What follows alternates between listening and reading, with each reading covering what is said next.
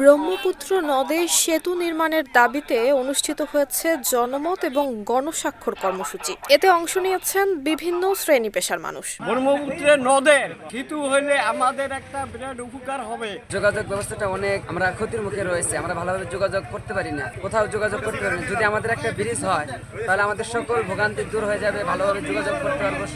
আয়োজকরা আশাবাদী সেতু হলে কমবে দূরত্ব, বাঁচবে সময়, সেই সাথে দেশের অর্থনীতিতে নতুন সম্ভাবনার দুয়ার খুলবে। দেশের প্রায় ২৭টি স্থলবন্দর এই সেতুর সাথে সংযুক্ত হবে, পাশাপাশি ৪টি বিভাগ এই সেতুর সাথে সংযুক্ত হবে এবং এই সেতু হলে ভারতের এই পাশে প্রায় 7 সিস্টার্সের ৭টা রাজ্য এবং এইদিকে পশ্চিমে দিনাজপুর সবগুলো একই রোডে সংযুক্ত হবে। যেখানে বাংলাদেশ এত সুন্দরভাবে এগিয়ে যাচ্ছে, সেখানে আমরা আমাদের এই কুড়িগ্রাম জেলা, আমাদের এই উপজেলাটি কেন এত পিছিয়ে থাকবে?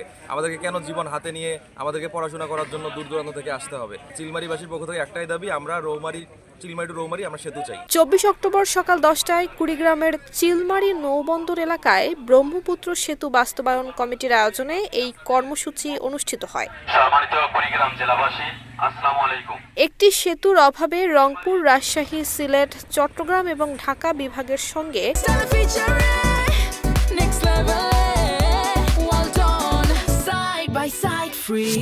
প্রায় ২০ জেলার সংযোগে বড় বাধা রয়েছে। চিলমারি রৌমারী সেতু নির্মিত হলে উত্তরাঞ্চলে গড়ে উঠবে শিল্প, কৃষিপণ্য সংরক্ষণাগার এবং ইপিজেড। ভারতের আসাম, ত্রিপুরা, পশ্চিমবঙ্গ এবং নেপাল, ভুটানের সঙ্গে বাড়বে বাণিজ্য।